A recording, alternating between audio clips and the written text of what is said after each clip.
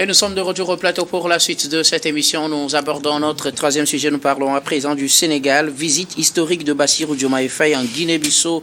Le président sénégalais Bassirou Diomaye Faye est arrivé ce lundi plutôt 26 mai 2025 en République de Guinée-Bissau pour une visite d'État de 2 jours. Il arrive dans ce pays voisin sur invitation de son homologue, le président Oumarou Sissoko Embalo, président de la République de Guinée-Bissau.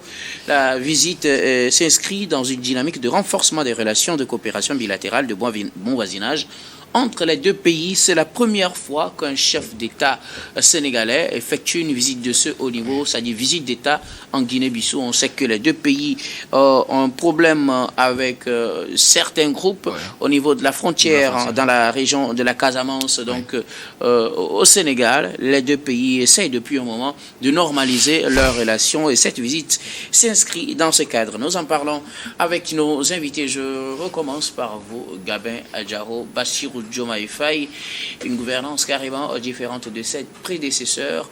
Depuis l'indépendance de la Guinée-Bissau, aucun président sénégalais n'a fait une visite d'État dans ce pays. Bassirou Diomaye Faye le fait aujourd'hui et c'est pour 2 jours pour renforcer les relations entre le Sénégal et la Guinée-Bissau. Oui, il faut dire que c'est un pas de géant que vient de poser Bassirou Diomaye Faye, parce que depuis même son investiture, il a essayé quand même de visiter certains États. Bon, c'est vrai, c'était des visites d'amitié et de travail qu'il avait effectuées avec la Gambie, la Mauritanie et la Guinée-Bissau. Aujourd'hui, ça fait la 2e fois qu'il se rend quand même en Guinée-Bissau, mais cette fois-ci, c'est très différent. C'est la première fois que, depuis 1974, qu'un chef d'État sénégalais se rend en Guinée-Bissau en visite d'État. Et c'est une très bonne chose. Ça prouve à suffisance que les relations se normalisent entre les deux pays qui partageaient entre-temps de très bonnes relations avant même la lutte indépendantiste bissau-guinéenne. Et puis, bon, la tension a eu lieu par rapport à la position trouble qu'avait eu le Sénégal de Senghor entre-temps.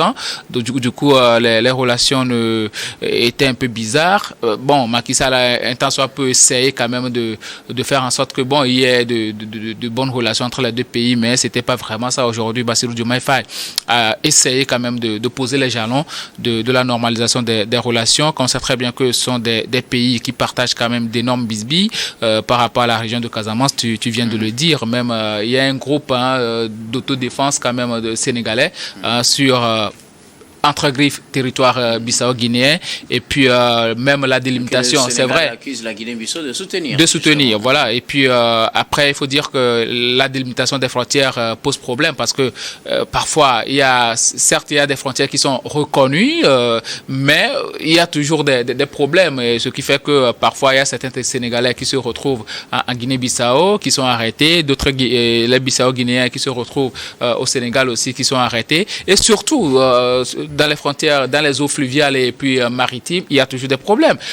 Quand on sait très bien que ces pays-là vivent beaucoup de la pêche, et entre-temps, il y a eu des pêcheurs sénégalais qui ont été arrêtés en Guinée-Bissau et vice-versa. Donc, à un moment donné, il va falloir que ces populations-là sentent que leur chef d'État et leur premier responsable essaie quand même de faire la paix et les populations vont se sentir mieux et surtout arriver à bien délimiter les choses. Aujourd'hui, il y a aussi un gisement pétrolier dans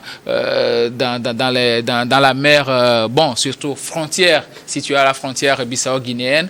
On ne sait pas comment ça va se faire. Peut-être que les deux chefs d'État, avec leur délégation, pourront discuter de ça aussi, puisqu'il s'agit de 2 jours de visite d'État. Ça veut dire qu'il y aura beaucoup de sujets qui seront quand même discutés.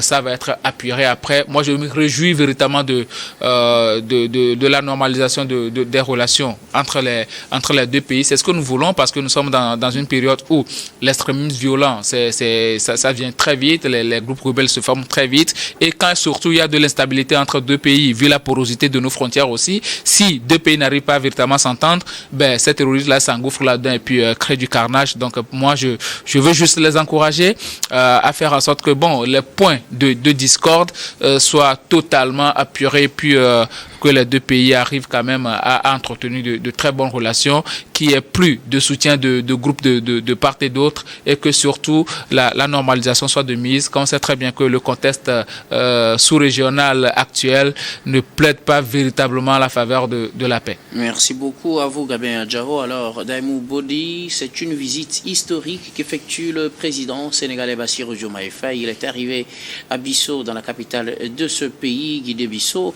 Il a été reçu par le président Oumarou Sissoko Embalo, un tête-à-tête, réunion de travail entre les deux délégations. Plusieurs sujets au menu: agriculture, coopération, développement, partage d'expériences.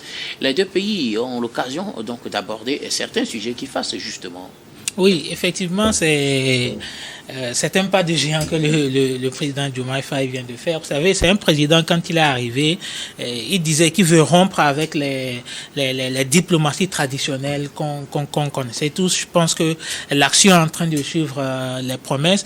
La relation entre la Guinée et le Sénégal, ces relations, en tout cas, doivent forcément être bon enfant. Vous savez qu'ils partagent jusqu'à 330 km de frontières.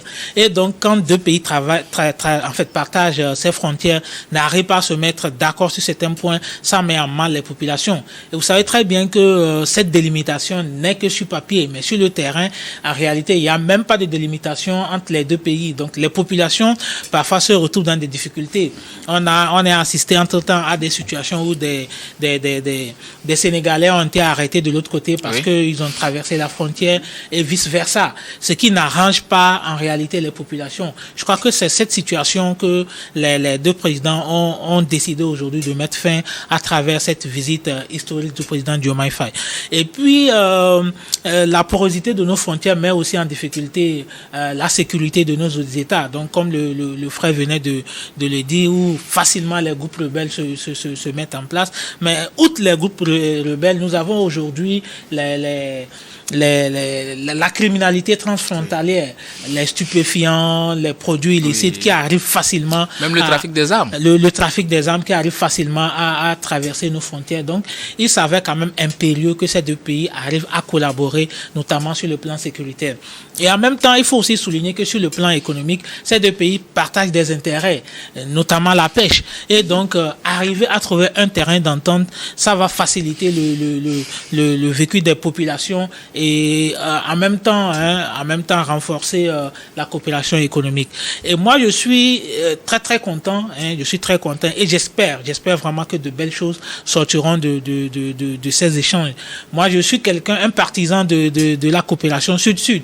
Et quand deux pays sud-sud, notamment au sein de la CEDEAO, arrivent à arranger leur coopération, c'est salutaire. Et j'espère que d'autres pays qui partagent les frontières, à l'instar du Niger, le Bénin, vont suivre le pas pour le bien des populations africaines. Alors, au menu des discussions, les questions d'agriculture, de pêche, de coopération, de partage d'expériences.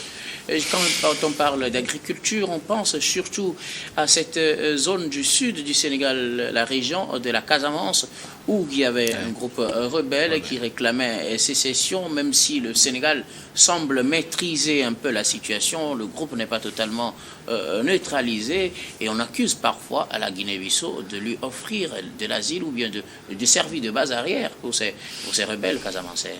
Oui, c'est un peu ça le problème aujourd'hui. C'est un peu ça le problème, qu'on sait très bien que même avec la venue de Diomaye Faye au pouvoir, il y a eu certains responsables de ce groupe rebelle-là qui ont dit que bon, maintenant ils auront ce qu'ils veulent, c'est-à-dire la sécession, et ils auront leur indépendance et tout. Et beaucoup n'ont pas véritablement, ne sont pas en bon terme aujourd'hui avec Diomaye Faye et aussi avec Ousmane Sonko. Ousmane Sonko qui a été longtemps maire quand même de Ziguinchor et puis qui a dirigé cette partie-là. Donc aujourd'hui, je pense qu'il faut aller vers la paix.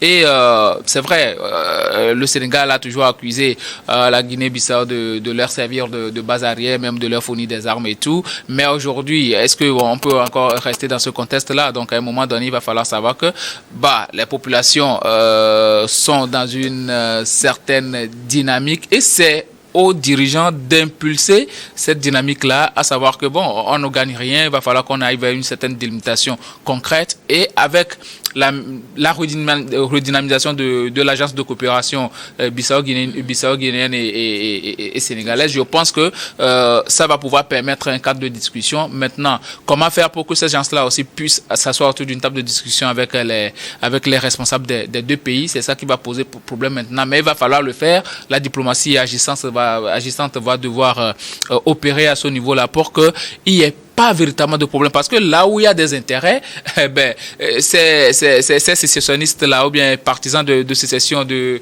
la Casamance, ce ne sont pas des gens qui se sont levés du jour au lendemain pour poser quand même ces questions. C'est parce qu'ils ont vu un certain nombre de choses, il y a des avantages, ils voient qu'ils peuvent profiter d'un certain nombre de choses. C'est pourquoi ils disent ça. Maintenant, si vous leur offrez cela, je pense qu'ils seront désarmés, ils n'auront plus véritablement de revendications. Donc, il faut faire taire pratiquement les causes d'une certaine ambition de sécession. Et aussi, de l'autre côté, quand la Guinée-Bissau aussi craint parfois qu'il y ait des groupes qui viennent déstabiliser son pays, à un moment donné, il faut se rassurer mutuellement pour qu'il n'y ait pas véritablement de problème. Donc, ce sont de très bons pas. Diomaye Faye, depuis son arrivée au pouvoir, il fait beaucoup de choses. Même côté Mauritanie, il y avait eu des problèmes. Même des pirogues sénégalaises ont été saisies de l'autre côté de la Mauritanie, mais à son arrivée, il a eu à discuter avec le chef de l'État de l'autre côté. Et ils sont arrivés à un consensus avec la Gambie, qui entre-temps avait connu certains problèmes avec Macky Sall. Bon, aujourd'hui, les relations se sont normalisées. Donc, je pense que c'est une très bonne chose. Il faut normaliser les relations autour de soi avant quand même de penser à aller à l'extérieur. Je pense que Diomaye Faye, il fait très bien les choses. Il faut casser les codes de la diplomatie ancienne. Et comme il a promis, Demon vient de le dire, rupture avec les gouvernances anciennes, je pense que actuellement, il est en train de poser les pas et c'est à féliciter. Alors, Bassirou Diomaye Faye casse les codes. Il a besoin justement de relancer l'agriculture de son pays. Ça fait partie des sujets à discuter avec le président bissau-guinéen. Et le grenier du Sénégal, c'est justement la région de la Casamance. Une question qui ne manquera pas dans les discussions. On annonce également qu'il recevra la médaille Cabral, la plus haute distinction de la Guinée-Bissau. Ce sera un signal fort, Daïmou. Oui, un signal très très fort et en même temps un message qui est passé aux populations. C'est-à-dire que c'est pour dire aux populations qu'aujourd'hui, entre les gouvernements de la Guinée-Bissau et le gouvernement sénégalais, les relations sont très bonnes. Et en même temps, Diomaye Faye a besoin de renforcer. Aujourd'hui, le Sénégal a réussi à maîtriser la situation au niveau de la Casamance à travers les sécessionnistes. Mais aujourd'hui, c'est une façon pour eux de montrer, en tout cas à ces personnes, de calmer leurs ardeurs qu'aujourd'hui, tout va bien, les relations entre la Guinée. Parce que ces sécessionnistes comptaient un temps sur la Guinée pour leur servir de base arrière. Donc aujourd'hui, tout est fini. Les relations ont été relancées. Et sur le plan de l'agriculture, comme vous le dites, où la Casamance constitue l'un des greniers du Sénégal, alors que nous savons tous que l'agriculture constitue une des principales richesses du Sénégal. Donc c'est une très bonne chose. Et j'espère vraiment que cette coopération va permettre aux deux pays de s'en sortir, aux deux pays de se réorganiser et de moderniser leur agriculture. Et voilà, on espère que tout ira bien. Je suis sûr que beaucoup de choses sortiront de cette discussion. Et ce n'est que le début d'une très belle aventure entre ces deux pays. Merci beaucoup à vous tous pour vos contributions. Nous allons marquer une nouvelle pause et on reviendra tout à l'heure pour la dernière partie de cette émission. Dernière partie que nous allons bien évidemment consacrer au Togo.